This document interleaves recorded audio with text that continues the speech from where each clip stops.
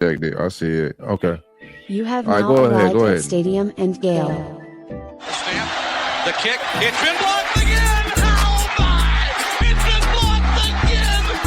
He's gonna heave one deep down the field. It's gonna be to the goal line. It's gonna be gone! It's a touchdown! And the Gators have won the game! Tyreek Cleveland! Oh my! I can't believe what I just saw! Dropping back to throw, pops and fires the ball over the middle. It's Nori! It's Nori! Got a touchdown! Nori's got a touchdown! Oh man! Nori's got a touchdown! Hands it off to Harvin. He comes back. Say goodbye. Ahmad Black, in his final game as a Gator, takes it all the way home and sends Urban out a winner. You have now arrived at Stadium and Gale.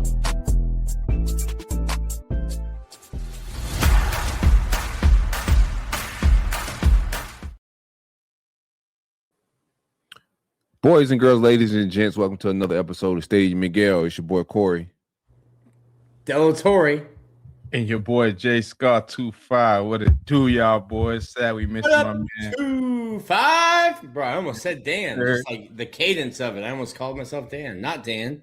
Right? Yeah, I'm just so used to the Dan right after that, though, for sure. Dan, I'd like to put a formal complaint into HR. Once Dan said 3 for 3, or once Dan said 3 things were happening, once those 3 things happened, he's got to come back stateside. You only get to leave the country to escape Twitter hate when you're wrong. Dan wasn't wrong, so now he's extending the trip on the company dime. We got to talk to HR about that. Yep. Excuse my What's camera, man. up? I'm working on my camera over here, man. I don't know what's. I don't have my webcam. Left it in my wife's car. I've been traveling, getting back into town myself, so I wasn't prepared. Webcam's in the wife's car, so I don't know what's up with my computer webcam, but we're gonna figure it out all out on the fly. How was the Orange and Blue debut, fellas? Want me to take off? Okay. So you take off. You had a big weekend. You were in town. I'm always here. You were in town. Right. For me, man, it was a blast. It was my first time going to Johnny's former player tailgate. It was a good experience. Honestly, not a lot of guys that RSVP'd. I think we had over like 150 guys RSVP, which is like more than normal for what he said, and not too many showed up. But I still had a good time. You know, I got to connect with a lot of the players on the team and see them the night before at Spurrier's. It was a good event that they had going on there, and overall, just a great experience, man. I got to hang with some of my old teammates who came. I think Adam Schuler came through, Nick Buchanan, Tyreek Cleveland.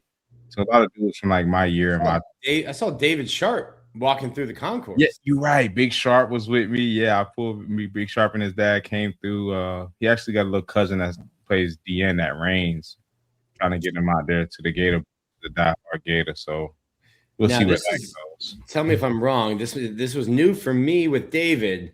Bottoms, all gold now. I was looking at him like, oh, okay. Yeah, took you out of Duval, and that wasn't a college thing. He got it going on. Duval, and now he got some golds. He got it going on, man. That's one thing about Sharp. You always having it. Our boy, he's still going through it, as in like he's still in the process of, finding a new home. He was with a bunch of teams last year.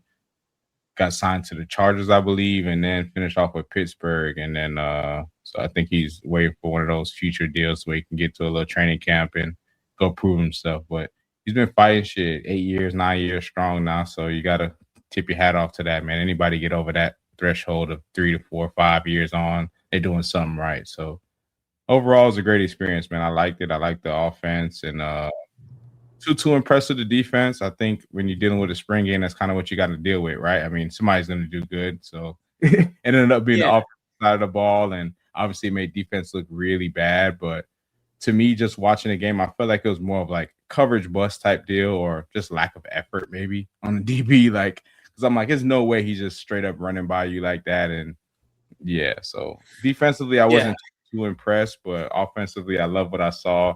I was obviously rooting for number 9 to have a great day, and he did. And it was obviously all over the internet as well. So I love that about it. And we we didn't do too much with 13. I love that as well. We know what we got out of him. Let's just let all the other guys kind of rock out and do their thing. So overall, it's a great experience, man. I got to meet Coach Summerall at the tailgate. I could see the fire in his eyes, man. He seems like a dude that's ready to go get it. So I was impressed with that as well.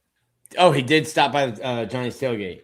Yeah, he did. He spoke for like 5 minutes, maybe 5 to 7 minutes, and like just gave his little nice message, and just got everybody kind of fired up. And after he was done with his speech, I kind of just caught him on his way out, him and Mike P, and he just chatted with me for a little bit. So I like that. I'm trying to pull up the stats. Yeah, we had Florida Victorious. We had our tailgate right next to y'all. That's the spring game is always a crazy tailgate for us because you have to come and get your wristbands at the tailgate to be able to go down in the field afterwards and get your autographs. So a ton of people. Everyone was like super understanding of like the line. Like, hey, we've got the line was so long. I think we had more than 2,000 people, right around that number, like come through. They get down on the field. So the guys enjoyed it. Coach Summerall did his media thing. That he came out and he signed. We had our bourbon there. Hey, that thing got me where I needed to be. I appreciate you for that one because I was over there on the what do they call high noons and something else. Those just weren't cutting the trick, Jordan was trying to be a good boy. Trying to be a good boy. I grabbed his arm. I twisted it. A couple of our members who were at the tent, they started talking about it, and Jordan's like, you know what? Sold. Right. You got to pull ball too hard for some good bourbon. Now that's a fact. So we had a good tailgate, good day overall. Then we had a little donor event after over at Scott Strickland's house with most of the coaching staff, some donors. That was a good time. Successful weekend. I think the defense, from what I'm talking to, some of the coaches, defense not allowed to blitz, Jordan. No blitzes, no blitz packages. That gives me a totally different perspective on the game now. I feel like. Listen, I think some of it too. It was interesting the way they had the scoring. I know fans want split the team up. Like Billy Napier, they split the whole organization up, and you had like recruiting girls were on the orange team and recruiting girls were on the blue team, and you split up trainers and everyone.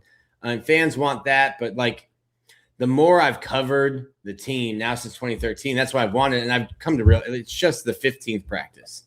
And true. Very true. I mean, Will Muschamp didn't even want to do a spring game. He's like, this is just a practice, and like I can't even like run the practice the way I want to because we have to do a game kind of thing. But it is your introduction to the team, and even more so this year, it's the introduction because there is no spring portal. Ooh, he's back. Figured out his camera. Even more so this year, it is the introduction to your team. Like there might be a random grad transfer or something like that, but like there's no spring portal. Like this is the team you're gonna have. Unless you're about to go grab some Ivy League or something like that. And to be honest, like the offensive line is what it is, and you had some injuries happen. I remember one year with McElwain, we had like 7-on-7 because they didn't have enough offensive linemen to have two teams. So you're also trying to, go healthy into an off-season program. But it was good. It was good for us at Florida Victorious. We had a great time with the tailgate. Got to hang out with Jordan. Wrap up spring practice. Baseball's doing great. All it took was baseball. I don't understand them. They go up to Georgia, who led the nation in home runs, number 4 in the country, led the nation in home runs per game. Georgia hits 0 home runs this weekend. Right. Averaging nearly 3 a game, and they hit 0 in 3 games combined. Watch, Florida, like baseball, will lose to Bethune-Cookman tomorrow. No shade. No shade to Bethune. It's just like if you try to wrap your mind around this baseball team, they will surprise you. So I'm sure everybody was slamming Georgia money line for that game. Like, Florida stinks. It's going to be an easy one. Yeah. Gotcha. Can't trust the money line. Solid 3-in-1 week. But I do a lot of people – go ahead. I'm about to say I do think that coach. It was well planned out, and everything went real smooth as far as the spring game goes. Like you could tell, people were on and off the field. Special teams, it was just like the punter, snapper, returner, in and out. Were you counting? Were you counting to 11? Nah. But I was just feeling like I felt like it wasn't no like, hey, get out there on the field and get out there, like you know how it is. People can the organization. Yeah, you can lose sight of what's going on. You know, you may have had a few plays, you thinking you done, you on the sideline yapping about what you're gonna do later. You're supposed to be in the game. Like I felt like everybody was kind of locked in. Even when I went down on the sideline towards like the second half of the game, but like all the players were still like locked in to where like if you knew you was about to get in or supposed to be in, you're looking alert at the game. You're not looking at the stands, you're not buddy talking on the sideline. Like, but like everybody was doing a good job of locking in and making sure everything was going smoothly. Yeah, I've talked about it a little bit, and like Billy was like you couldn't tell if they won or lost by 30 points. Like he was just always just here. Summerall's always up here. And I think that kind of trickles down. But yeah, you got a chance to see him in person. Everyone that has gotten a chance to like meet him in person, like whenever you see him on the same intensity he has, like he's just I don't know that he knows how to be anybody else other than him. Again, I'll tell him to his face. It doesn't matter until Friday. They'll love you until you start, or until the fall. They'll love you until you start losing games. But he's done everything right, I think, from December until April. And a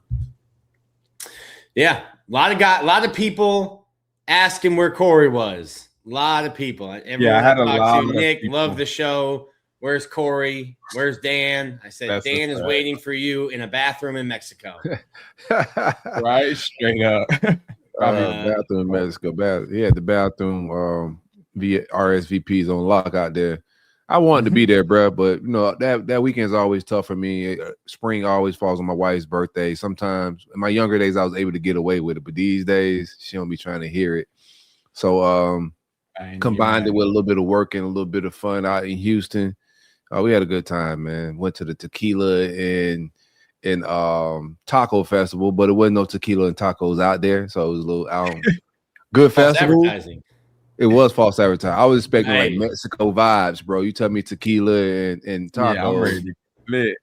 Man, it was like fair food out there, like funnel cakes and burgers. That's got class action lawsuit written all over it. Yeah. But nonetheless, man, I was watching, vicariously and living through the phone a little bit, watching everybody's. Some people were screaming it out there. Was able to catch a little bit of that before they got shut down. And then I was watching the highlights, bro. I got a little feel of it, but the YouTube Did the stream get shut down? The one I was watching on Twitter, I don't know if it got shut down on YouTube or anything like that, but I was kind of watching one on Twitter that kind of dissolved early on. It didn't even really get going, to be real too. Like after the warm-ups, it got shut down. May have lived longer on YouTube. I'm not sure. And we'll pop up. We have this is from Dylan Olive. We'll pop it up more when Zach is there, so you guys can watch it, and we'll talk through this. But Dylan did a good job of filming it from the press box. This is our view in the press box. Yeah, no, he did a great job. What kind of phone is that? That's gotta be that Pro. That's that new guy. That's that new guy right there. Yeah, the Max Pro, where I could tell that thing sharp. But yeah, it like I obviously have a different job now, but I think Jordan and Zach can probably speak to it. So I'm not negative. Nick is gone, but like I feel like you saw what I've been saying about the quarterbacks. Like, hey, they're like it's like the coaches want the quarterback to make the decision for them. Not that they're afraid of making a decision, but it's just like, hey, someone go win the job. Like we are literally giving you both the exact same amount of reps. Go win the job. Make the decision for us. And like you're just not neither Trammell nor Philo have said, yeah, that's my job and taking it. And I think if we pull the stats up, which I was looking to do, I think Trammell has a better day in the spring game, but then I thought Philo had a better second scrimmage, Trammell had a better first scrimmage, and then you're still outside of the interceptions, one of which just went through VB's hands. Outside of the interceptions, kind of the same. That was a tough throw now, Nick. Yeah. Buddy. No. We have a great picture of it, and I forgot that was the one that went through his hands. And I showed it to VB after the game. Our photographer was like sending me pictures live, And I go, VB, I got this great picture of you. He goes, I think that's the one that went through my hands. I was like, oh, my bad. Right. Can't tell it in the picture, though. That Can't was tell a it in the bad picture. ball, though. I mean, straight up. It's high. He went up for Yeah, it it. was so high. It's high, late, across the middle, and behind him. Yeah, that's a bad another thing ball. I was going to say. I wouldn't really fully blame it on him. Anything that touch your hands as a receiver should come down with it, but you can give him a little bit more friendlier ball than that. But honestly, I agree with you, Nick. I think even though Tramel had a better day, I'm not watching that game and being totally like, okay, that's my QB1 and I'm done. Dudes have bad days. You know, Nick mentioned there's no blitzing and all that stuff like that. Like, what is it really gonna look like when the bullets are really flying, right? Because to be honest, as a quarterback, even as any football player, as an offensive side of the ball, if I know the defense not doing something, I'm a ball. That's like telling me as a running back, they ain't gonna hit you when you run through the hole. Just run through the hole. I'm gonna blast through that thing and look like Todd Gurley or something. Come on. Yeah. So I'm sure just the pressure of Tramel, obviously Tramel's probably a little bit more comfortable in the swamp, right? He's played in the big games before. He was there last year. He had his opportunity versus Aaron. This is his first time kind of stepping in the swamp, kind of getting accepted by the entire fan base. You know, he probably had a little bit of jitters coming out there, which is totally understandable. Even though it's a spring game, he's still a kid at the end of the day. He was playing ACC football. Not saying that, no disrespect to that, but it's just all disrespect intended. All disrespect intended. So, I feel like you got to kind of still carry this quarterback competition kind of into the fall, which seems sad to say, but I would just keep the pressure on just to see, because that wasn't a clear cut. That was outright better. He had an outright better game. You could say that, but at the same time, just looking at the circumstances of what it was, like, I want to see when the bullets are really flying and see what everybody's really going to do. Are you going to still be able to deliver those balls and make those on-time throws, or are you going to get sacked one time and now you second-guessing yourself, punt faking, rattled back there? You know, how does that work? So for me, I definitely want to see this just get carried in the fall, and hopefully we can have a decision by game one. I mean, this is it's playing out. I like both of y'all takes. I'm glad that we all on the same pages, because some people are like creating narratives like somebody's leading, or it's starting to take shape. I don't see it taking shape. I would like to see, like you guys said, it go into the first 1 and 2 games, because I don't think it's going to get decided into fall camp. I think these guys both are scared to make mistakes. It sounded like that through camp, even if you wasn't watching the practices. It sounded like a lot of check downs, a lot of quarterback keeping it safe. It was good to see Tramel take some deep shots in the spring game, because it sounded like all spring both guys were hitting intermediate throws and kind of moving the sticks along, which is good. But so it's good to see some explosives. Anytime the Florida Gators have been good, we've been an explosive offense. So it's good to see Tramel get explosive. There is a lot of just pre-snaps that we'll talk about, like the game. We got some clips and stuff that we can play. We'll talk about the nuances of the plays that's being called for each guy and how it's kind of playing out. But overall, I think you got a even match here, if you want to call it even. I think the turnovers is a metric that I'm paying a lot of attention to, because we think these guys are game managers and not game breakers, right? Managing the game, a big part of managing the game is going to be turnovers, sacks. So that type of stuff, turning over the ball and getting sacks when there isn't live bullets flying is just another flag, another thing that I'm watching. But I'm impressed with where Tramel's at. With it not being any gap, he's fairly new in this system. I thought he performed well with 3 weeks of offense, under his belt. I thought he did pretty good considering the circumstances. So, I just think it's a legit battle that they got to, give them maybe some different scenarios to kind of figure it out. If they want to figure it out before the first game, then they're going to have to create that environment. But for right now, it's looking fairly even in a tough call. Yeah, and we're going to break it down a little bit more here as Zach Abolverdi in the green room waiting. Wish we could pump some Zachariah to intro him, but instead we will hit him with a ad read instead of the Zachariah. Go ahead, Corey. Stadium Miguel is powered by the great folks at Brun Insurance and Financial Services. Anything you need insured, from the Panhandle to the Keys. My man Greg is the best of the best in the business, and I'm quite sure he can save you some money. Visit him at bruninsurance.com or give him a call at 954-589-2204. Life insurance, auto insurance, boat insurance, motorcycle, anything with wheels, including embroidery equipment, wagons. And that thing costs 15 racks now. Bicycles? Oh, my bad. Yeah, you need to insure something that costs 15 racks, my brother. I'm trying to tell you. I understand. He your thought plight. you had like a Betty Crocker knitting Yeah, I kit. thought they had like a little cricket or something, man. That thing a machine. Shout out to that, bro. So anything you need insured, my man Greg, I promise you can save you some money. So visit him at bruninsurance.com or again, like I said, 954-589-2204. Greg, what it do, baby?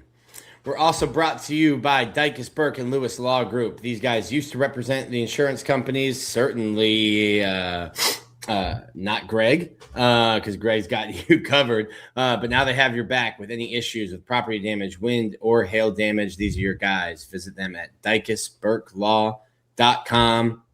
And with that, bring in my former coworker, good friend, Zach Abolverdi. Zach? What up? Coolin', man. What's up? What it? Whoops. Wrong one. How about you just keep my dog out the Amateur spot? hour here, man. Kicked everyone out the spot. We got only Zach lasted back a in. second. Listen. First time. Oh, gotta talk to Chloe about that. First time running the show up here. First time running the show. Zach, welcome in. As a lot of people know, spring game wasn't televised. We've got some. Our buddy Dylan Olive put something up on YouTube, so we got some clips and stuff. But for They gonna put the people- feds on I got Dylan. clips on YouTube too now. okay, They gonna put the feds on you too. Go run the numbers up. Run the numbers up. Let me run my dog views up real quick. I'm about to snitch on everybody, man. I'm about to drop it down on all you boys. Tell me a little bit about what you guys have been able to see throughout the spring. You also got a chance to watch a scrimmage, and then what were your expectations heading into Saturday? And anything you didn't expect, something good, something bad. Just what were your overall thoughts, high level thoughts of Saturday? I'll start on defense. I thought for the most part they were solid, except for like the last 2 minutes of the first half. D-line looked good.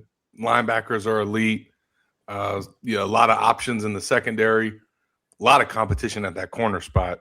Probably one of the biggest surprises or notable things that we saw was Jeremiah McLeod got the start at defensive tackle, which I thought was a development. There have been a lot of talk about Joseph Mbachu playing nose tackle, and I know DJ Kalu's been playing nose tackle too, but it was Bet inside there for the most part playing nose, which he did last year too. And then you had Jeremiah McLeod at defensive tackle. So that's interesting, just seeing how that defensive line is fitting together. Offensive line is still a work in progress. They're rolling a lot of guys in there, and they don't know who their left tackle is. They don't know who their right tackle is, and they don't know who their right guard is. So that's I don't want to necessarily say it's problematic because I think they've got guys there that can do it, but that certainly isn't helping the quarterbacks out. Every time they go out there, there's like a different offensive line combination. So not a lot of run blocking or not enough of it on Saturday. Receiver room is stacked. Running back room is legit. We saw some separation at tight end. Amir Jackson and Luke Harprin are the top two guys for sure. And that's according to Buster Faulkner. And then quarterback, man, is still a competition. Like I think from the first scrimmage, I was told that it was neck and neck. And then the second scrimmage, Philo probably had a slightly better day, not by much. And then in the spring game, Jones had the better day and a little bit more than I think Philo in the second scrimmage. So like it's a legit competition. I put out my projected depth chart today coming out of spring, and I listed an or. Yeah, I did the or. I only got 2 ors on the depth chart. That and right guard, because I think right guard could be Lovett or TJ Shanahan. Yeah. But Trammell certainly made his case on Saturday. People love the long ball. So he gave him that. Chicks love it. Yes, real right. quick. So I think things that we can on the offensive line, I really think other than Najee Harris, and I think Harrison Moore has taken over that starting center spot ahead of Jason Zanamella. I think other than those two spots, it's up in the air. And Egan Boyer has gotten it. 3 guys have really gotten a chance at left tackle with Egan Boyer, Emeka Emeka, Ugorji, and Caden Jones. I really don't think Caden Jones has shown enough and might have even just been kicked over to the right side. Agreed. Because they were working at him at left tackle for most of the spring. And the thought process there was, all right, whoever it's going to be Emeka or Caden, and whoever doesn't win the left tackle job, they'll kick him to right. And that one of those two is going to be your starting five, or both of them are going to be in your starting five. And now I don't know that Caden Jones will be in the starting five. If it is, it'll be at right tackle, but you also have Egan Boyer who can play right tackle. So, yeah, we did not come out of spring with a starting five offensive lineman. I think you've got two, and you're still looking for three. I feel like TJ Shanahan should be one of them. Like, I know Bryce Lovett started the spring game. John Summerall said that TJ Shanahan was the most physical offensive lineman in the room, and if that's true, how do you not start him? In my opinion, but he's coming over from. You got to have that. You got to know the assignments, right? Like, I was about to say, probably if that's the case, probably upstairs ain't right. He not looking. He don't got his head up. But they're repping him at center. So, obviously they feel good about him enough to put him at center. He's probably mean as hell, but he's blocking the wrong guys, Zach. I'm not crazy about seeing Bryce Lovett potentially starting. I've seen that experiment, although I am encouraged that he's at guard, but they're still playing him at tackle too. What's up with Kearney? I'm not hearing a whole lot about Kearney. He's hurt. He got hurt. Missed like the last 2 weeks. But Shanahan really started probably staying after practice, like practice 6 and on, to start working on snapping the ball. I don't think he's ever been a center. I saw that in the spring game. I was like, oh, I know he was doing the first scrimmage had some technical snapping issues. And I think after that, because right now Mark Faircloth, who was a tackle last year, that's the wildest thing. Is the third string center, and I think they're looking to build some depth there. But I've never seen a guy go from offensive tackle to center. That's crazy. You only have two. You really only have two. You only have two centers, scholarship centers on the roster. Najee Harris can do it. You need two. If you're tall enough to play tackle, you're probably not playing center, man. You're probably not like body composition wise suited to be a center, like normally. Wow, fat shaming. Okay, a little bit. That brings shaming back. You know, we call that Rob Sale shaming. Yes, I always got time to throw Rob Sale on the bus. Oh man, but I do agree with you, Corey. I do think it's a certain type of bill for centers, and I honestly think centers end up just being guys that are maybe too small to play tackle and maybe not agile enough to play guard, and they just get thrown in there because they got some brains and can still block. Because not to say center's the easiest position, but it almost is, because they're getting help both sides, and like, you got to know how to command the offense, but at the same time, you always going to have some sort of help with you. Unless you're in a shitty situation where you're dealing with just a nose that's just going to do it to you all game, most people don't really run that front. Most people got it shaded off to where he's kind of helping with the guard. So, unless you're just a pouncy that could snap and pull, right? Yeah. That's what we wish, right? Talk dirty to me. Snap and pull. But yeah, like you also get a bunch of responsibilities of like mic checks and mic calls, and that's something that Jake Slaughter did a lot of. I think especially with DJ when he was first year going into a starter, kind of still leaving that on. That's at the next level. You might get more of a quarterback doing that, especially if you have a guy who's a veteran might be doing that for you. But at the college level, you're definitely getting the centers are probably unless you have like a senior or a really experienced quarterback. That's something that, hey, by the way, thanks for playing right guard for the last month and a half, but we need you to go at the world's largest outdoor cocktail party in Atlanta. You're going to be playing center. I need you to figure out what George is doing on defense and keep us healthy. Right. Whole different ball game. I do think I a little bit like what's going on at O-line. I guess I'm maybe just trying to see the better picture in it, and that like we're getting a bunch of guys ready. So if and when it is any injuries that comes along the way this season, at least we know the guys that are on the bench are somewhat prepared. You know what I'm saying? Yeah. They've been in the fire before. They've been running with the ones before. They're familiar with the terminology. Literally, most guys are if they 2s and 3s, not to say they checked out, but they're not as honed in as the 1-0 line. When the coach is in the meeting room, he talking to his 5, and maybe what's the one swing lineman. Somebody else probably sleeping there. He might be. He's talking. He would like to be talking to 8. You're just being honest, but you'd really like to be talking to 8. 6 are awake.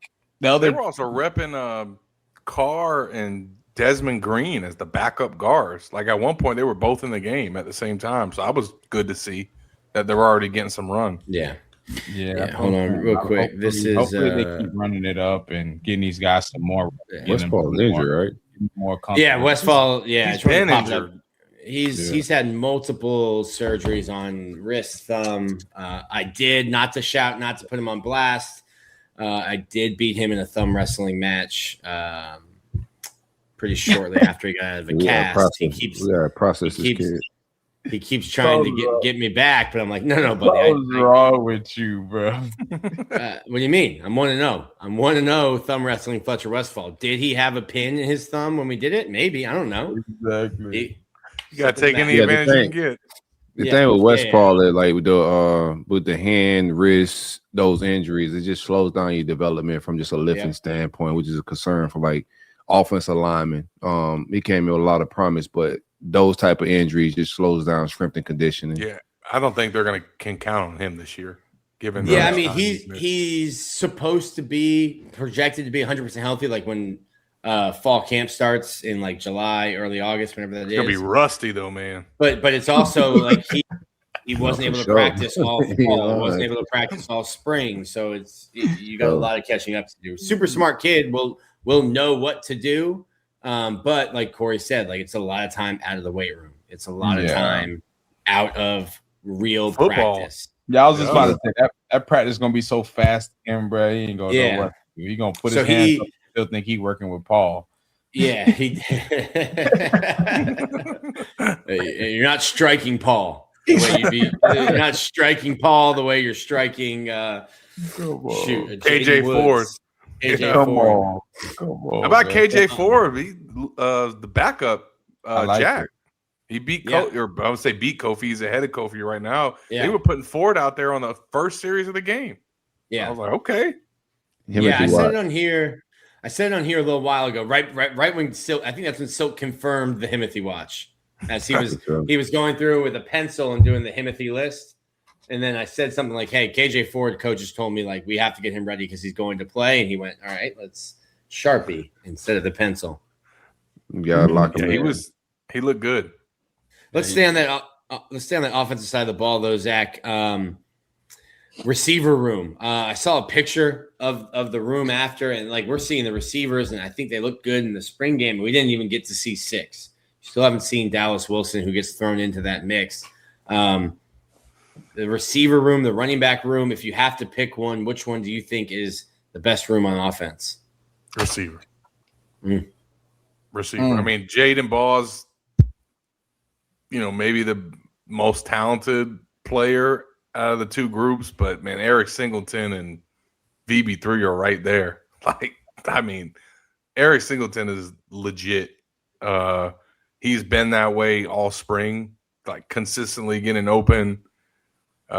Quarterback's best friend. And like you said, you don't even have Wilson, which honestly was probably in some ways a blessing in disguise because it allowed Micah Mays to have the spring. Yeah, I was about to say, can we talk about Five's coming out party? What are we talking about here? Yeah, the 561 fan club over here. Just a little song, slight little Benjamin out there doing a thing. Yeah, that's real pedigree right there, bro. I told y'all that's his pops and his uncle were real deal ball players, man. Circumstances, things happen, but he from a line of real deal ballers, hoopers and football players, track all that. He from good pedigree for sure. Yeah, so I mean, he's clearly a weapon for them, and like we were hearing stuff about him all spring, so he obviously lived up to it. You got Bailey Stockton in the slot, the exciting whites, baby. Yeah, baby. I mean, they can count on him. Like Chardonnay. Hey. And then you got TJ Abrams. You got the young receivers too. Gross, Marquez Daniel, Justin Williams. Like they're loaded at wideout. And if they stay healthy, they're going to have a lot of options for whoever's throwing that ball. Are we expecting the offense to be quick triggered? And also, that's like a two-part question. Are we expecting the offense to be quick triggered because of the offensive line? Yep. And then do we think that there's an advantage for one of the quarterbacks with possible legs? Do we need, a quarterback to have pocket presence, maybe lead the pocket sometimes and escaping because of the offensive line, et cetera? Like, what do you guys feel on it? I think you're right on with both of those, Corey. Like, I think Buster Faulkner is going to build this offense and attack defenses with that in mind. I think you're going to see a lot of quick passes, screens, east-west stuff to help them set up deep shots, which is what we saw on Saturday.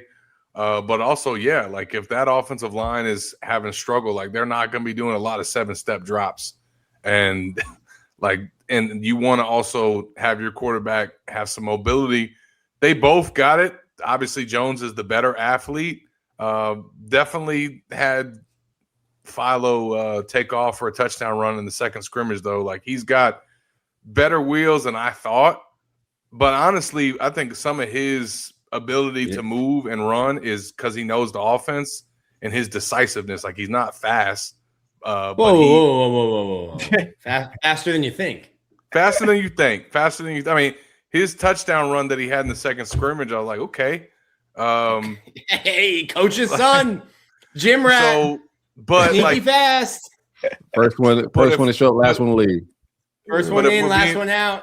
But if we're being honest, Trammell he's the better athlete. He's got the better arm. I think that's evident to most people, and that's one of the advantages that he has. And that's something that if the offensive line doesn't shore up, that's something that could be advantage Trammell. Yeah, for sure. And I also feel like too, right? Just knowing I don't know how they run things offensively, whether it's they get into certain checks for certain looks or whatever the case may be. But I think it'll definitely be important for obviously Philo has this advantage where he knows the offense, so where he knows where his hots are, he knows if he needs to get a play to basically max protect or whatever the case may be. I think that's his upper hand right now. Hopefully, Mel will be able to get up to speed in that regard, but I'm sure on the fly it's going to look different, right? Because the coach can give you all the stuff that they want and saying, hey, coach, when you see this look and you see an overhang over here, you want to get into this check to throw maybe a quick bubble screen or something, but until they come out there and then they in something that you ain't never even go over before, I think that's where Aaron will kind of step up to where he would be better for that situation, to where he'll be like, okay, coach and go over this, but I remember last year when we had this same situation versus what, and I made the right call for that versus Trammell may not know what to do in that situation because he just doesn't know the offense, right? He may and he's inexperienced. Yeah, he's very young, like he's still very raw, like in a lot of ways. And I was arguing with this with my brother. My brother's a huge Florida State fan, and he's waiting for us to. Gross. Oh, that's fortunate. Yeah, very gross, very gross.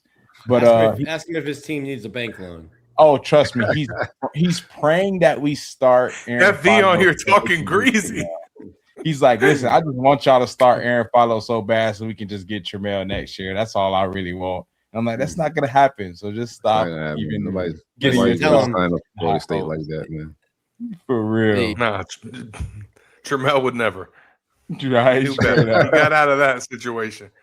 It's funny. We did content where we were having these guys sign stuff, and we were sneaking in pictures from recruiting visits. And there was, if you search Trammell Jones before last football season, the Google picture that popped up was of him in a Florida State uniform, and he didn't love the surprise. I thought he might, but he didn't love the surprise. Hey, will you sign this? And we've gotten it off Google. It's at least not the first thing that pops up. When you put his name. You also mentioned the tight end, Zach. I get asked a lot about why I'm not talking about the tight end room. And I think I've basically said, like, listen, they are going to be asked to block and they're going to catch some check down passes. And the tight end room kind of is what it is. We mentioned before you were on, there is no spring portal. So, like, this is the team. The team you have now is the team you'll have in September when FAU comes to town. Anything else you would like to add to the tight end room before we move to defense? I mean, I kind of felt, I'll be honest, I did not know this, but I just kind of felt going into it, like Luke Harpring being from Georgia Tech, being in the system, Buster's bringing him over. Like I'm thinking that that's a guy that they're going to count on.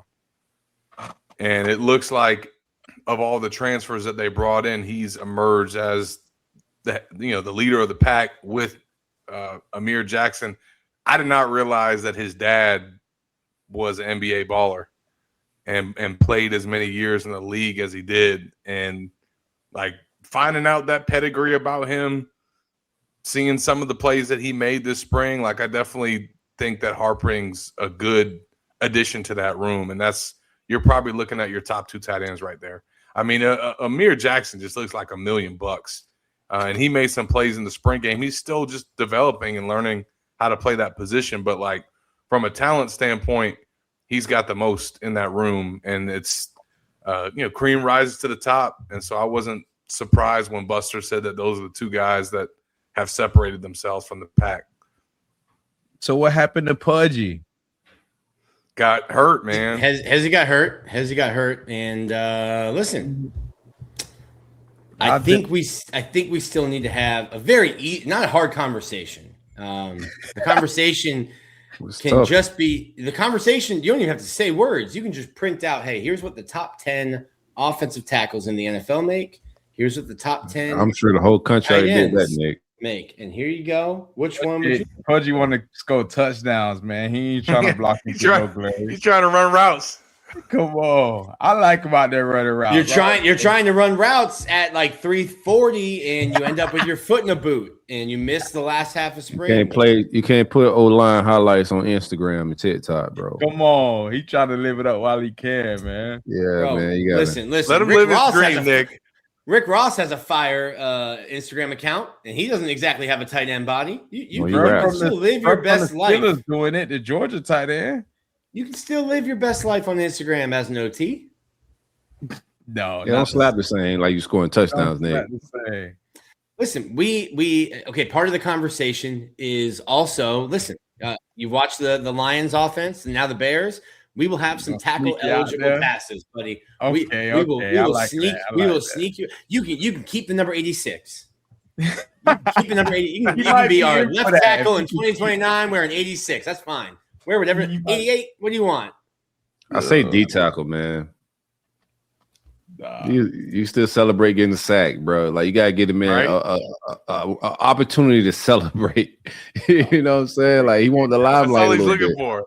That's all he's looking for, bro. Guys, put him at D tackle. Tackle is tough too. Offensive tackle is not an easy position to convert. You about to sign him up for one of the hardest jobs in football. At least top 3. For sure. In my opinion, he's not playing this year.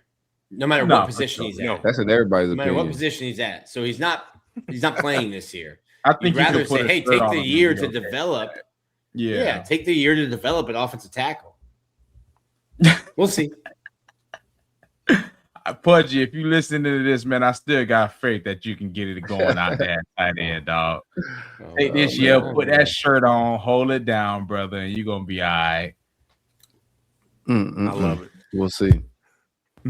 How we feeling? How are you feeling about the secondary, man? Man, I don't know who cornerback 2 is going to be. Who's cornerback 1? Ben Hanks? I know. Cornerback 1 is Dijon. Yeah? I believe. Yeah. I don't think so. I think so. I don't think so either. Nick says he doesn't think so. I mean, I'm just going off of what I've like. If we're just going off of what's been played out on the field, like Dijon has been the most productive, consistent, and he started the most and he's graded out well. Like, so I mean, I'm looking at him as the leader of that cornerback room, but all 4 of those guys are going to play. But like that first series, it was Dijon and Ben Hanks. Then Dijon came out and Javari Flowers was playing with Ben Hanks. And then there was another several series with Cormani with the starters. So like they're rolling those guys. Ben Hanks. Sound like Ben Hanks is CB1, man. No, 12, in my opinion, former Division III baseball player opinion, Ben Hanks had the best camp of any of the cornerbacks. That's what John Summerall said. Still makes him D3 football player. Nose ball, Jordan. Know what I'm watching. Ben Hanks had a great camp. I think it's 25-12. Dijon.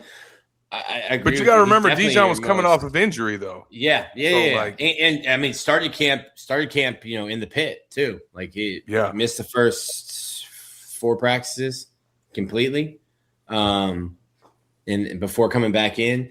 But the one thing is that there's not enough bodies there. Like there's no. That's my main concern. I'm like, y'all talking about QB1 and all. I mean, cornerback 1 and all this.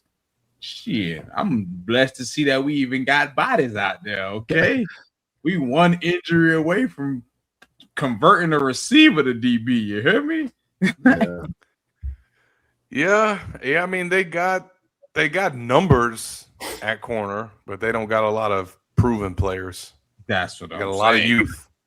I think we'll almost be better off having one of them receivers run backwards before we put one. I like Onus though. I like Onus. Athletes now. The last 2 scrimmages, including the spring game, Onus looked good. Okay, number 3. I heard Onus had a. It always comes with some sleepers, man. That's one thing I'll say about Florida is that, like, even last year, like when I don't know if y'all knew about 43 from the dude that transferred from Baylor, but. Bro was a baller last year when he came out and played. That was a sleeper in my eyes when he was popping out. I'm like, where the hell he been at? Why he ain't been on the field? Who was your starting 2 safeties right now? Is Thornton and who? Thornton and Coleman. Thornton and Coleman. Okay. Yeah, I thought it would be Thornton and Dooley because Dooley, played in Brad White's system. Yeah, played for Chris Collins, but like that's not the way it played out this spring. And it even looks like Coleman might be playing strong safety, and they got Bryce at free safety. So that's interesting. Kanye Clark has seemingly like locked down the nickel job. It's like not even a discussion about that anymore.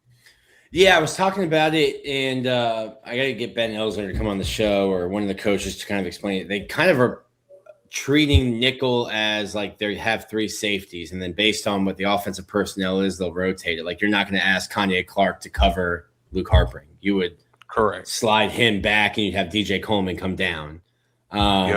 So they're kind of treating it like that. But yeah, I would say Kanye Clark is locked down that 3rd safety nickel. I think Bryce Thornton's locked down a spot, and then you've got another spot open. It's Lagonzo was starter for a while. They're kind of just trying to find that 4th guy, really, I think. Because those 3 with Coleman, Kanye, and Bryce are kind of like 3 who are going to play a ton of snaps in the fall. Yeah. But, I mean, they're in a good place at corner, at least at the top of the depth chart. Like, if those guys stay healthy and you can roll those 4 in there, like, you're cooking. I like the defense, man. I love the linebackers. I'm like Summerall. I feel better about the defensive line after watching them this spring. And, if you can just have that secondary play with consistency and keep those guys healthy, you're going to be good on defense. I like Brad White's system too.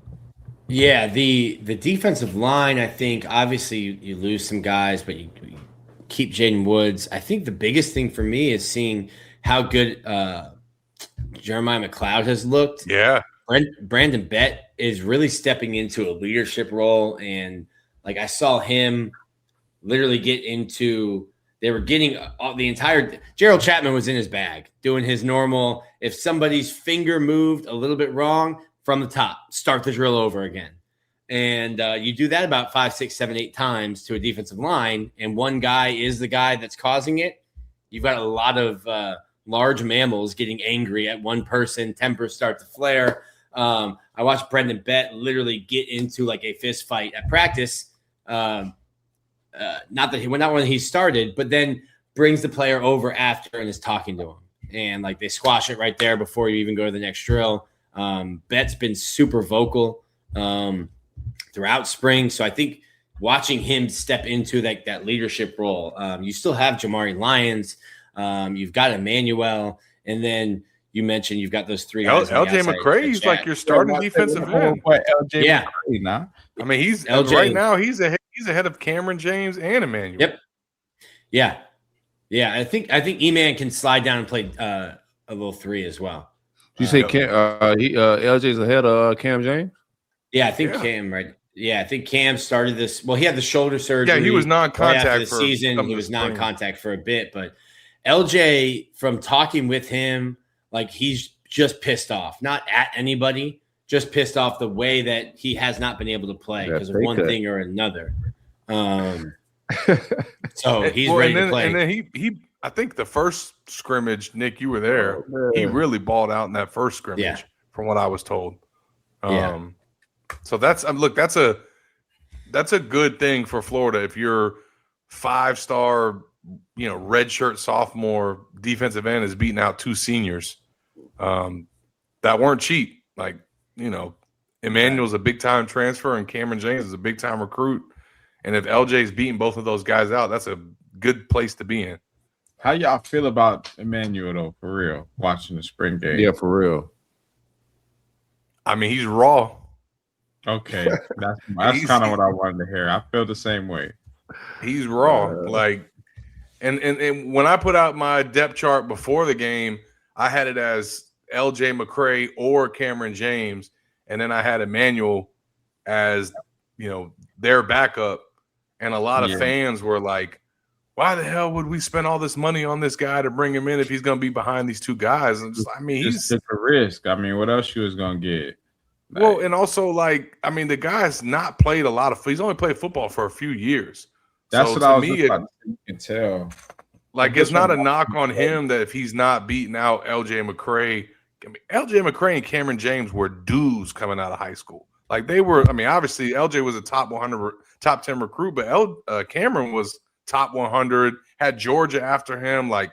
He's a big deal. So, I didn't expect Emmanuel to just come in and easily – start over those guys, and he's got his work cut out for him. But as Nick said, he's got position flexibility, so they can move him around and find ways to get him on the field. I think he's definitely. Go ahead, bro. I'm about to say, you look at him and you see he's just a specimen, and you think he can go out there and just do it all just because he looks like a freak athlete. But like you said, just the rep count isn't there. The guys that have beat him out have been getting reps for years. They've seen all. They've been playing since Little League.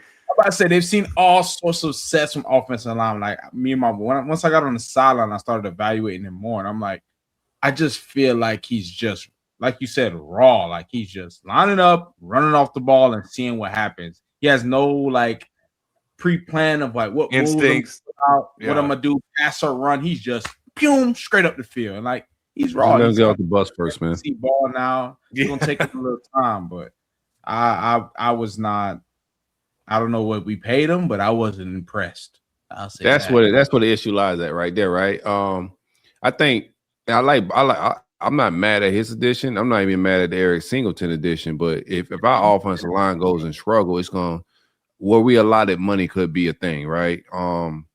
I know Jordan Seaton and some of those offensive linemen that were in the portal were expensive, but if the guy is edge 3 and he's behind, or whatever the position that is, defensive end 3, he's behind 2 guys that we already got a good paycheck for. I don't know if it was money well spent. Same thing with getting Singleton late.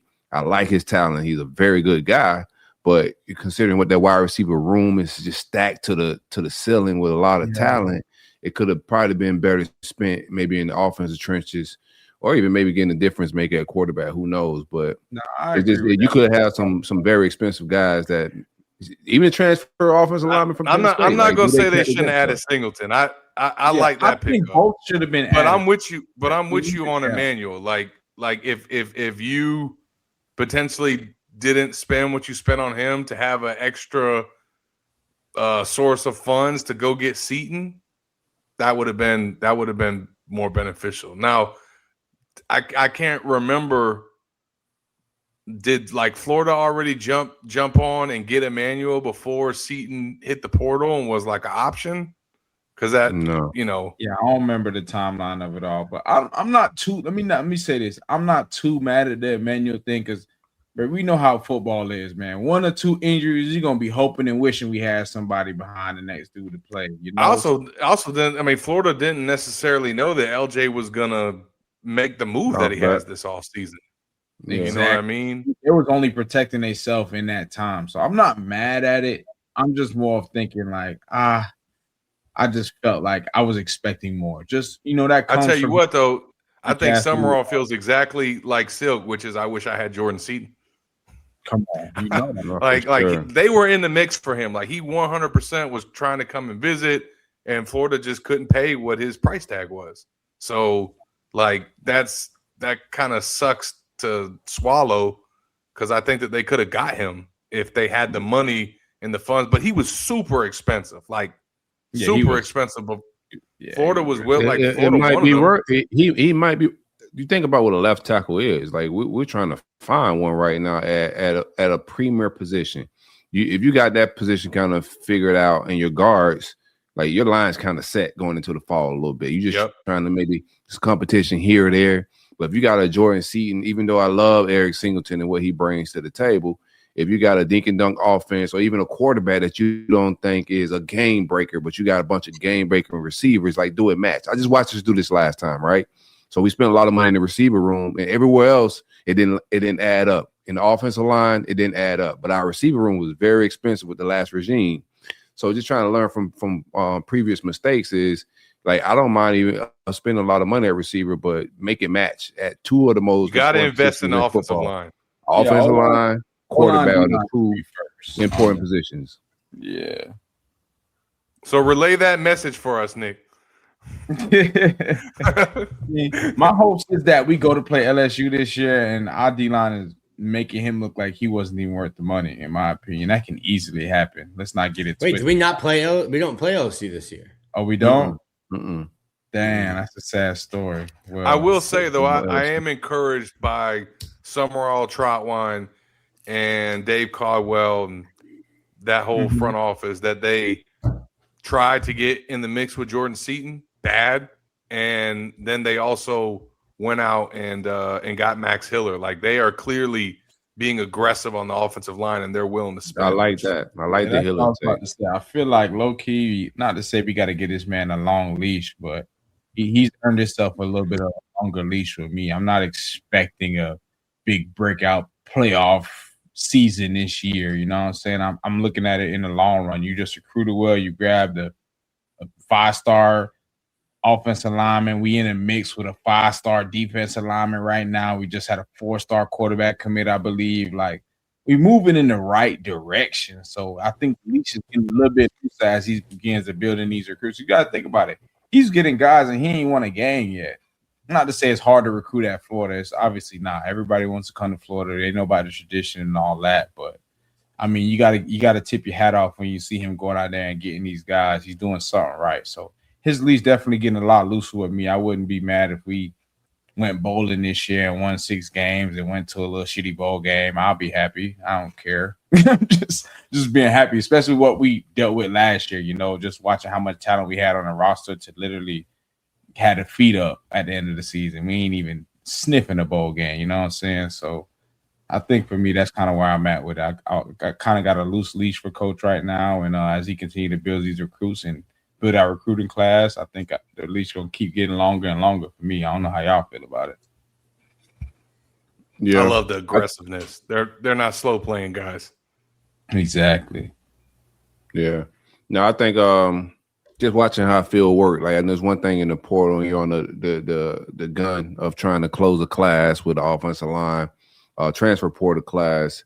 Like, you're gonna get taxed a little bit differently. Phil's track record and reputation on the recruiting trail, I think we don't have to like overpay for some of these linemen. Like the suck tax, you pay that when you stink, but you also don't have to pay that when you got an offensive line coach that's just putting out, first rounders, all pros, all conference guys. Like, when you got a developer like Phil, we'll be able to get some of these Hillers, and the offensive line will get where it need to be. So I'm gonna give Trotwine a lot of grace this first year, bro. Like, he ain't grocery shop for that room like that.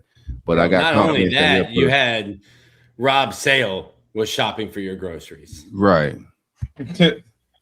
That's worse than these Insta shoppers, man. I mean, They ain't looking at the bananas and they just grabbing whatever's at. They don't care, bro. Like I swear, they ain't looking at the oranges and make sure it got no spots on it. They just like, all right, bro, they ain't my groceries. And I've said this on a few different shows, but like I'll say here, there was definitely an attitude or a stance from not just Rob Sale, but John Hevesy as well, that we're not spending millions of dollars on a 17-year-old high school offensive lineman. And there was a lot of that opinion that was held. And maybe in some situations, their eval was correct and it wasn't worth the investment because it is a developmental position. But what's the alternative? If you're not going to get them elite out of high school, you're going to get them elite out of the portal. They're way more expensive as transfers than they are as recruits. So you're better off, as much as you might hate to stomach to spend that much money at a developmental position on a high school kid, it's better to do it out of high school than out of the portal, in my opinion. Bro, I think we're done getting the number one offensive lineman from a country when the country isn't our own country. I think those times the international offensive line, the IOL. Normally, you think that's interior offensive line. It was John Hevesy and Rob Sale's international offensive line. I think we're done with those days. Had me over here having to come up with corny jokes to make up for it. I don't think either from the Beatles that they're working out, man. Onus, Jason Zandamela. I think he and Emeka. Emeka is English from Manchester. Not Emeka, sorry. Emmanuel. So still some internationals on the team. Onus, little over the shoulder catch, a little over shoulder pick on an overthrown ball. But receiver. Maybe. But neither of the former past two offensive line coaches will be mistaken for good recruiters. So I think you're right on with giving Phil a little bit of grace in year one. Maybe all right. Uncle Phil got us. Shout out to Phil. Yeah, he got us, bro. I ain't tripping on it. Whatever 5 he put out there, I think it'll be competent and better than the product that we had the last few years. But I temper my expectations. It's still 8 wins, Jordan. You were saying 6. I still gotta say, hey, this team talented, bro. Like offensive line could, stall us out a little bit and slow us down, but I think it's a very talented roster. That might be my hot take, though. Is I think that there's a good chance that your starting offensive line is Najee Harris and 4 transfers, which says a lot if that's what happens. Oh. I mean, then it worked out. If Jordan said, ouch. Yes. If transfers get beat out, then I got more worries. I'm gonna be honest with you.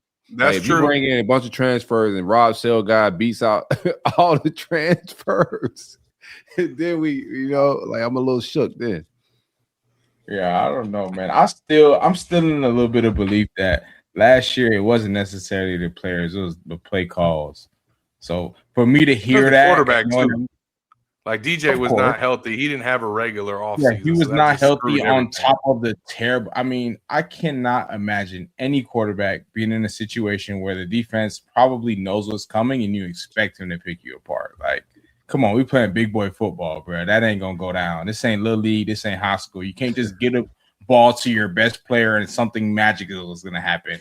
Not unless he wears number 25 and that nameplate says Scarlet. I mean, if you got me in the building, that's a different story.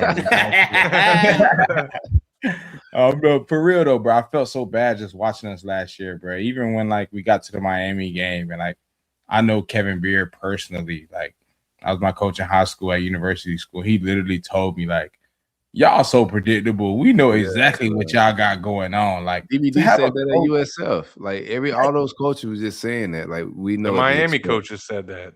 Yeah. You feel me? So I had no any what's of us doing good because everybody knows what we're doing. We probably coming. It's like a dude playing Madden and he only got 4 plays in his bag. And you see the formation and you know what it is. You're not gonna beat me, dude. And then the guy you playing in Madden, he got one play that work and he won't even stick with it. Yeah, exactly. Doing everything else but that. You feel me? So that's how I felt about it. So I think I was giving the players that were on the roster last year a little bit of grace in that. Y'all probably do have potential. It's just that y'all have to be put in a better scheme because sometimes, man, you got one. They were player clearly talented. Like they were in a lot of those in games, every game. man. Fourth quarter. He was hanging in games with 30 yards. I never forget, bro. I'm watching LSU game. We going into half with 34 yards of total offense, bro. And we only down by 10 points. I'm like, we have a problem. Like, there's no reason we should still feel like we're in the game after going a whole half of football with only 30 yards. You can get 30 yards in one play. How the hell we go? I mean, they had a chance to win that game in a game where DJ threw 5 picks. And still could have won the game. Like, we are low-key talented. Like, that's why I feel like even the players that were on the bench last year had to have some talent left to them. Like, I wasn't fully sold on that we was going ham in the transfer portal. I felt like we should have worked more on retaining guys versus transfer portal. But we here now. I also feel like with the guys that they lost from last year's team, they didn't lose too much talent. I agree. There's definitely some guys that they would have liked to keep, but not a lot. No, I agree. We definitely kept all the important pieces, in my opinion. I would have liked to keep Burrow just because of that's the one what our roster looks like. 100%. Sure. Yeah, and they tried. I mean, I was told that Florida matched what Ole Miss was offering, and he just wanted to change the scenery at that point. So I think though between Bet, Kalu, who actually looked pretty good this spring, would you agree, Nick? DJ Kalu, he was a pleasant surprise. DK, excuse me, and then Mbachu, like they should be okay at nose, but it would have been great to have Burrow. Yeah, I think they're just a body type difference, right? Like they're gonna play nose, but Burrow's more of a space eater, like the true nose. Like, yeah, Cam Jackson. What's the big boy that just left, man? But he fits the body type of guy. Yeah, he wasn't that big. No, he wasn't as big, but you know what I mean. Yeah, he was up there. And those guys don't grow on trees, man. Right. That's a fact. Yeah. That Makai found that out. There's a big, if you are a big mammal, there's a big market for you in the transfer portal. We're talking about like how much I can get this, how much Emmanuel got paid. Like, yeah, you're 6'6", 300 pounds. There's a starting number for simply being 6'6", 303. That's a fact. Zach, we appreciate you. We got a bunch of highlights. Yeah, I didn't even get to play, but you spent more than 45 minutes here with us, nearly an hour with us. Tell people where to follow you, what you got coming out, what you got going on, where to support. Yeah, man, at gatorsonline.com. You can follow me on Twitter. Tracking this basketball rebuild, waiting on Nick Del Toro to drop some FV graphics and ready to fire off some drafts and then get to the summer. You know, I only got baseball right now going on, so my life is a little bit easier. And then we're going to get a little PTO in June, boys. Gotta do it, baby. Treat yourself. Bro, the beach Man, calls. The wife is like, when are we going on vacation? June. Right? She's like, what's going on? My feet would be in the sand. So my baby, you got to wait till this portal closes. Babe, we can't until the basketball graphics are done. We can't go. Cancel it like John, man. I ain't mad at you, man. Keep grinding. All right, Yeah, Zach, man. we appreciate y'all having me, man. All right, man. All right. That's not what we needed. God dang, forget how much we need Dan here to move people around. Dan, man. All right, Zach was on for a while. Let's go back to back two of these reads. Let's start with home field. The promo code Stadium and Gale save you 20% off. Free shipping. Home field has some of the best, softest, throwback vintage looks you can get. Not the current national champion in basketball, but they've got some dope national championship gear. You can also get the baseball pullover that I'm not wearing, but I have. Love it. Again, that's Home Field Apparel. The code is Stadium and Gale. Save you 20% off and free shipping. Now the one that we all have. Game Time Sidekicks. Help support Tyler and his crew living up in Knoxville in enemy territory with the best cups to keep your hot drinks hot, your cold drinks cold. Great designs as well. I take mine everywhere I go. Always drink out of them. That is, what's our code there, boys? Stadium 15 for 15% off. It's scrolling under you if you're watching here on YouTube. For sure. Bro, oof, my daughter had bronchitis, and I think I'm coming down with something. Oh man, no. Let me run through some of these, though, Corey. You wanted to put this? Let me put this up. We got some of the scrimmage. In case you guys didn't get to see it live, this is we're watching here a little bit on YouTube. Was that Byron just caught that or no? No. This is the first team offense. These plays right here, like those first few, like you start those from the beginning. Like those are all. I remember people giving them credit for getting the ball out quick. I mean, that's what these plays are designed to do. And that's a no read. There's no reads. The first 2 or 3, these are no reads. These are just swing passes, getting out to the flats, design plays. So that's just numbers game right there. If it's this many in the box, if it's this many in the box, hand it off. That's it. Long handoffs. They got stuff on that 4th and 1. I didn't like that. You know, you want to see offensive line try to get that, but flowers to the defense. But I want to see my offensive line get a yard right there. Trying to get into the red zone, but those quick little throws are plays that both quarterbacks can get off. And it's just going to be things to get your quarterback going, get them comfortable. And just the run blocking, bro, is just not what I thought it should be at.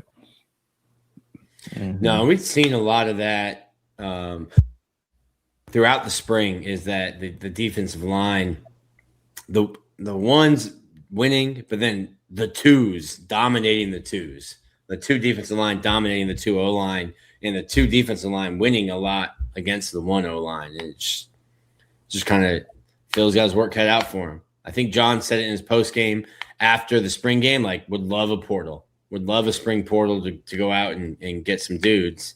But this is what your roster is going to be. Mm-hmm. In my opinion, man, just from like seeing it myself, I've been in a situation to where I used to be in team running thinking my O-line was trash. It's just well, they might have been. I'm just saying, but then we'll go to the game and we're moving the ball a little bit in the run game, not necessarily the pass. But I think oftentimes, man, these D linemen know their moves, they know what they don't like, and they use that to their advantage. They've been going against these guys for the past 3 weeks now?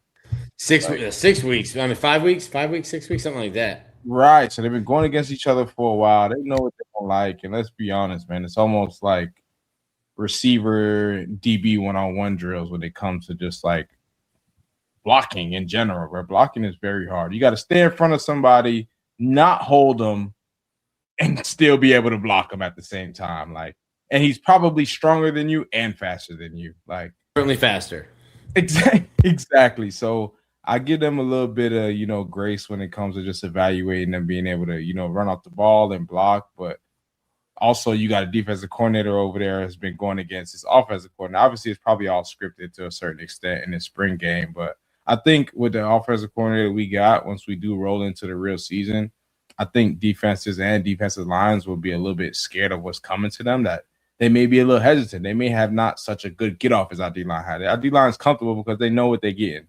They know what it is, and I feel like they can dominate that. Even at the rate that, just like a no blitz type of day, like they're probably just working their run game, working all this stuff. Because I know I can't go back there and sack the quarterback. I can't hit my quarterback. So I'm primarily just focusing on working this certain thing today. So it's kind of hard to evaluate the overall O-line on how they perform because just the different circumstances. But I do think that we can go into a game and play a team like a Texas or an Ole Miss and be able to move the ball running wise. I mean, we know what 13 going to do.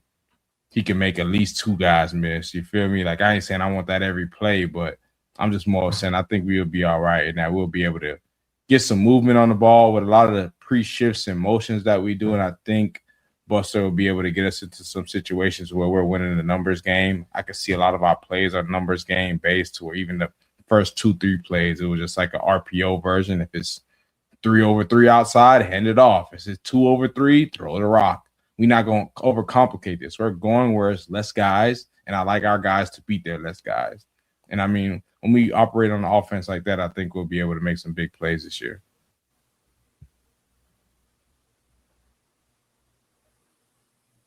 Was that BB3? You muted, Nick.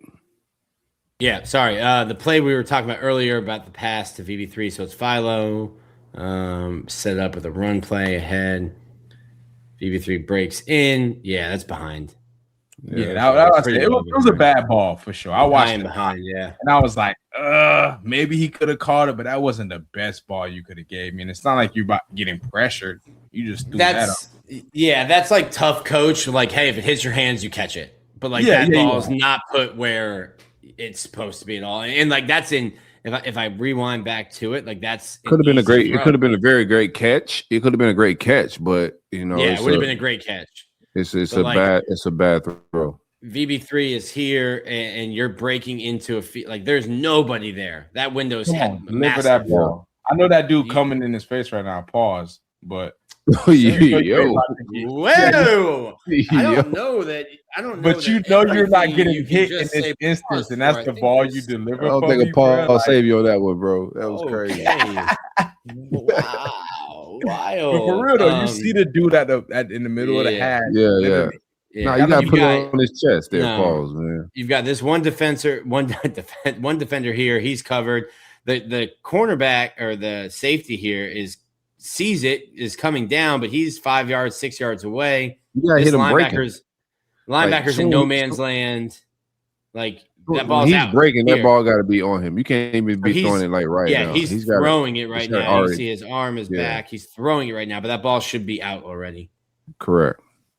And then you're throwing it. You can't go late across the middle, late, high, behind you. All that's recipe for emergency room visit. To be honest. And it was there's still nobody within three yards of VB3 there after the ball is tipped in his hands. Oops, scoop.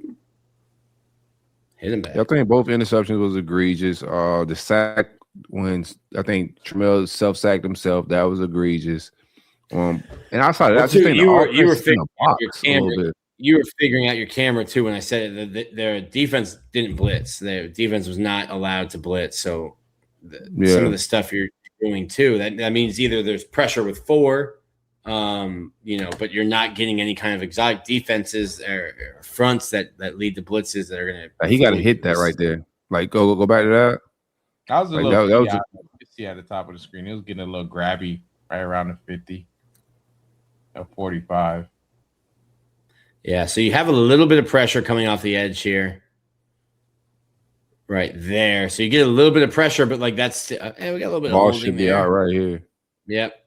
It should be already out. They even. Boom. It should be gone. Now he's even the ball's just leaving his hand there, yeah. That might be a sack. No, it don't might. It don't might. Yeah, they definitely getting on the offensive line's edge really quick. You can see a lot of beating them boys and just letting up. But not to say it's always been like that, fellas, but sad to say it's always been like that, especially at. Right, look at the center on that last play right there. Put that back, bro. Always been. He better bro. He's getting smacked. Maybe take you back to the Pouncey days. It was probably close to even. Look at the center getting driven back into the quarterback. Who is that right now, dog? That's giving me anxiety. Oh my goodness. 50. Yeah, that was 50 in there. Nah, it's not the prettiest. I can guarantee. 50, and that was Zandamela, and that's 93. So that is DK Kalu. Oh, brother. And 95, 93, 95. Kalu and Lions there. Yeah. I'm not surprised. I've seen this time and time again. Y'all seen even CC hop on the pod and say, I used to get the best of Fred. Meanwhile, Fred, a Super Bowl winner, year 7 in the league. He was never bad. At that time, CC was just better. It's just no way around it.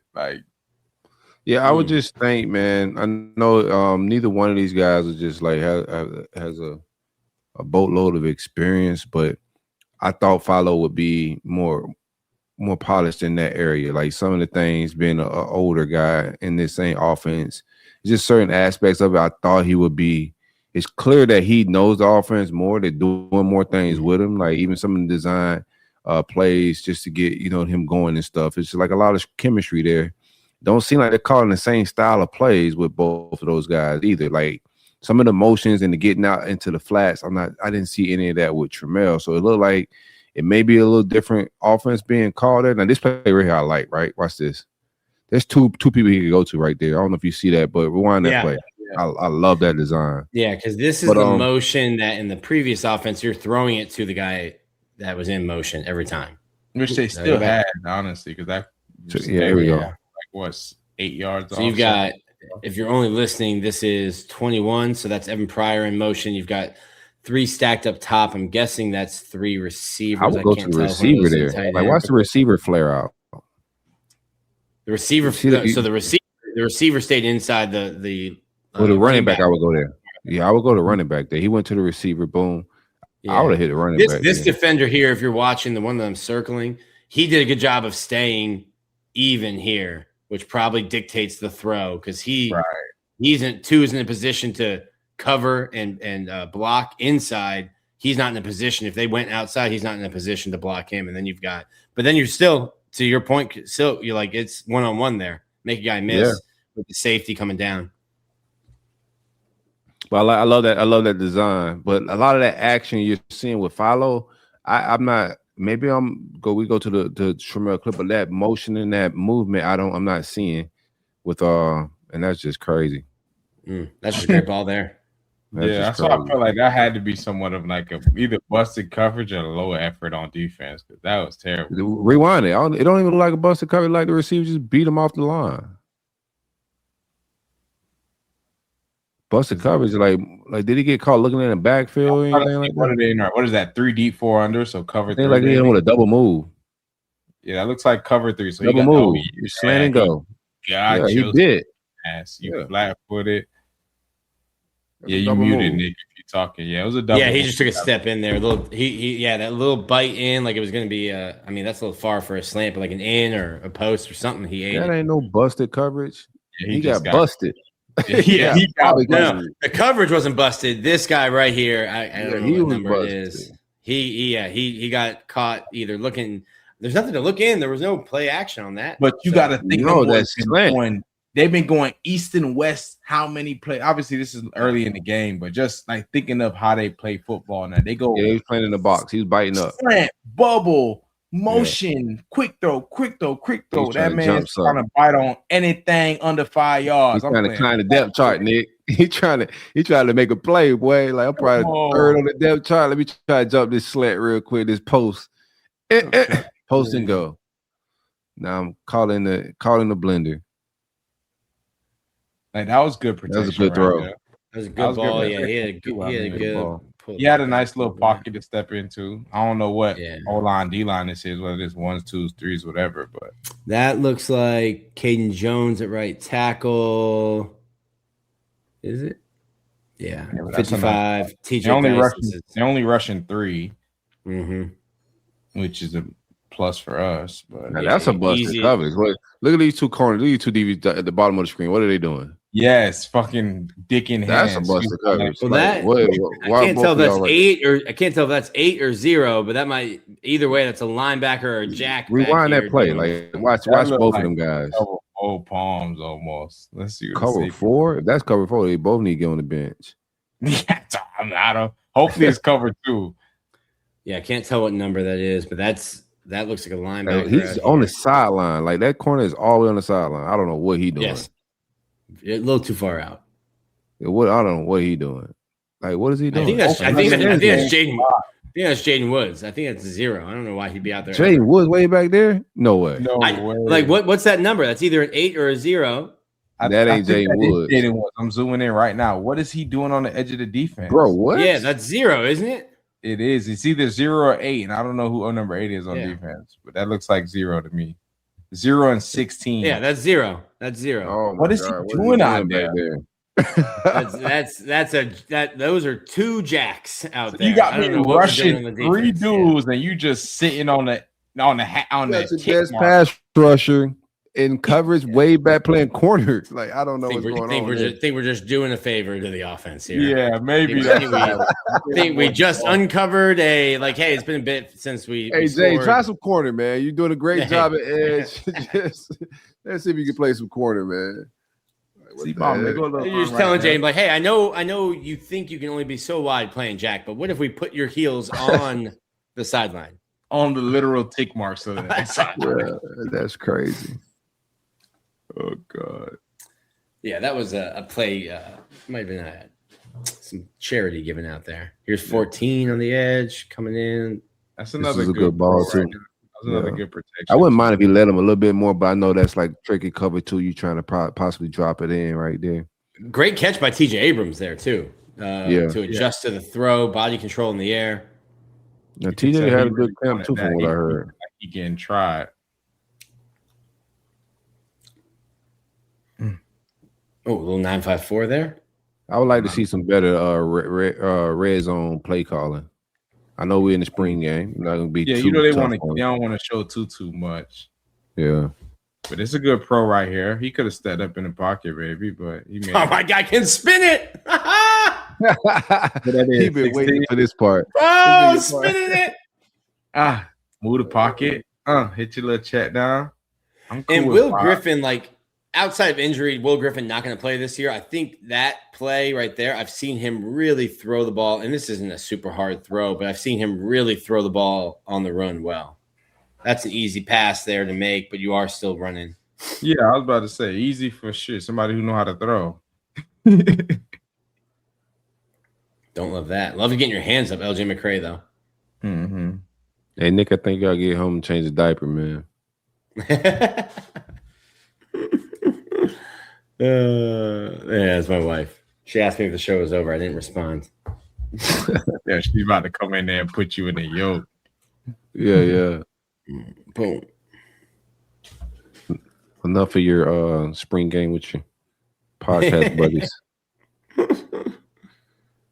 Now outside of that, man, we got things to work on, but Yeah, I like the talent. I like the explosive plays. Michael Mays is everything that I didn't have to lie about, and I appreciate him for just making me look good, man. Because I think the kid's a special talent. Some of these kids just develop late, man. Michael Mays is one of those guys out of pond. He showed a lot of potential, but you could tell, like, coming on late, it was a couple kids in that era that we thought should have had bigger offers, even some big 3 offers, but they came on late. And a lot of times when you start balling as a senior, it's too late, for like the big time offer. Most of the kids after your junior years when those start pouring in. So he got to wait for it, show some sparks there. I watched him a little bit towards Florida State when he was playing them, and then, keeping up with him when he entered the portal and when there was some interest. I knew, I was like, nah, this kid gonna come here and play. But he's living up to it. We'll see. That's just gonna light a flame on the Dallas Wilson. Like, Dallas ain't gonna take that lightly. They're 2 of the bigger guys in the receiver room on the roster. 6'2" or better. So I think Dallas is gonna come with his hair on fire as well. The receiver room is loaded. I just want to see us go vertical a little bit more. It's funny because everyone that I talked to, that it's like Jordan had the same reaction. Everyone I talked to that sees Dallas in person for the first time is just like, yo, what? Yeah. Yo, he is huge. Like, he can play edge for sure. Yeah. He can play a lot of things on the field. Honestly, I don't see one position he can't play size-wise. Yeah. And listen, the foot, we might need him.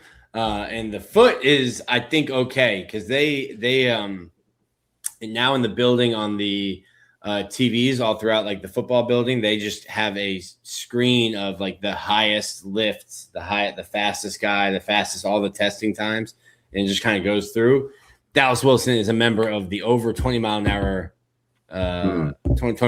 running club. And he has some dudes up under him too now. I saw that too. I was like, okay, we got some speed in that receiver room. Yeah, he runs so violent. I think like he's an aggressive runner. Like, his feet hits the ground really hard, and that's the thing. Like, I wonder if we get him in some ballet classes or something just to make him a little bit more of an agile runner. But he's in different cleats now too. He low key still raw, like he's still legit. Like, not saying that he's not super talented, of course he is, but I just don't even think he's really gotten into his bag yet, as far as like you definitely not being lighter on his feet, getting into his routes a little quicker. Like, my biggest thing for him is, honestly, I don't want to speak on it too much, but I just want to see the cat get through a full season. I mean, coming here as a freshman and like you ain't make it through a full season. It's football. Everybody get hurt. Stuff happens. Obviously, we was trying to protect our biggest asset at that time and like just making sure he was going to be good for the future. But I want to see him get through a full year, and then I'll hop on the Dallas Wilson trained for Heisman and all that. But I love the kid. He's super talented. But I want to see him get through a year. I want to see him tough it out because we know how I go, bro. Once you done got injured, you ain't never 100% again. I don't care what you say. Trainers can do everything they want, put all the ultrasound and stem on you they want to. You're never going to be 100 again, brother. How are you going to play? I don't want to hear that, man. Don't tell me that. 25. It's the fact. Like I'm 37. I think I'm running at like a 71%. I don't know. It's just fact. I don't know if we can even get back to 72%. I hurt my ankle in high school. High school. That thing ain't never been 100 since that first injury. I rehabbed it up perfectly. You some deer antler, bro. You tried deer antler? I mean, no, I didn't. But maybe hopefully them boys get a little piece of it. Shoot, I don't know what to do. But I can tell Who had you the deer antler? Was that Barry Bonds with the deer antler? Who's had the deer antler? I forgot. I think that was Ray Lewis, ain't it? Ray Lewis with the deer antler? Yeah. Shout out to I don't remember. I remember that being a thing, though. Yeah, I can't remember who that was, man. I remember trying to go buy something after that, though. It ain't really worked for me, bro. So it was influenced. Oh, wait. Deer antler spray. Okay. For sure. If it worked for them, it gotta work for me.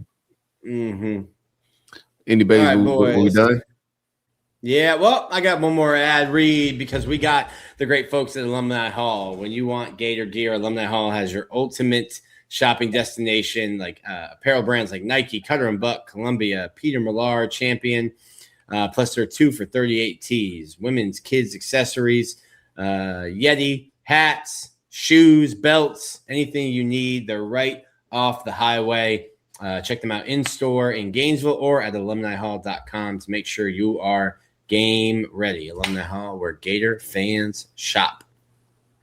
And with that, we will welcome Dan back next week. I think I gotta text my boy John, see when we get John on. As we said in a show previously, we wanted to get Coach Summerall on after spring ball once he was able to talk and make informed comments after seeing the guys for 15 practices. So we'll get Coach Summerall on with old John, man, next week or get him on soon. But he will be here. We got Song of the Week. Who wants Song of the Week? Are we bringing it back? Dan been dropping the ball on Song of the Week. Dan's clearly dropping the ball. Come up with the joke of the week. Everybody come up with a dad joke. I like that. I like the joke of the week. Let's do that. Joke of the week was the offensive line recruiting for the last 4 years. Rob Sale. That was a joke of the week. Rob Sale, joke of the week. All right, we're gonna start that next week. I like that, Jordan. Next week, joke of the week. We're gonna let you kick it off, so you got a whole week to prepare, man. I got you. I'll get it right. As corny as possible. Yeah. You gotta leave it up to the 3 dads. Dan don't have any kids, so he can't do dad joke of the week. Right. Dan's still celebrating not a Father's Day. That's why you get to go to Mexico this weekend. We don't, man. That's true. You got no kids. Shout out to Dan. Safe travels back, man. Hopefully Big T don't cause any rumblings while he's over there. That's a fact. You don't want to end up like your boy. Yeah, stranded. Hey, for him to see you get held hostage and then cancel his trip says a lot about that, man. He just like, he's a savage. You got to salute him when you can. He's a savage for that. Because a dude like me, I seen that happen. I don't need to see much more. I'm done with Jordan's done with Mexico. Jordan might be done with Cinco de Mayo completely. Right. Jordan's not even celebrating Cinco de Mayo stateside anymore. He's done with Mexico. I ain't doing nothing involved with them boys. To all my Mexicans that watch Stadium and Get, I love y'all, but I ain't coming back, brother. There's enough Mexicans in Texas. I'm fine, man. I had a good time out there. Yeah, all right, boys. Until next week, we're out. See ya.